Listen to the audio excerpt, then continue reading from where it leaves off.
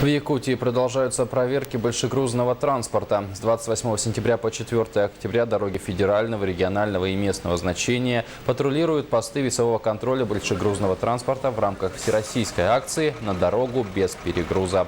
В задачи межведомственной группы входит профилактика, выявление и пресечение нарушений законодательства со стороны компаний, участвующих в перевозочной деятельности. Работа проводится с использованием передвижных весов, которые позволяют определять нагрузку оси, массу, габариты и прочие характеристики транспортных средств. Нарушителей привлекут к административной ответственности и штрафу, достигающему в отдельных случаях до 500 тысяч рублей. В эти дни на федеральной трассе Вилюй проверено около 40 машин, из них нарушения зарегистрированы в 3 случаях. Дороги рассчитаны на нормативную нагрузку меньше, чем транспорт, который сейчас у нас ходит по дорогам.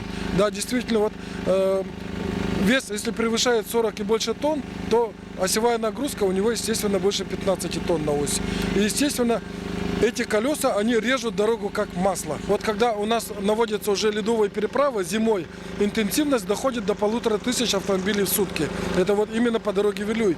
А в летнее время, естественно, грузопоток сокращается, примерно 1000 автомашин в сутки проходит.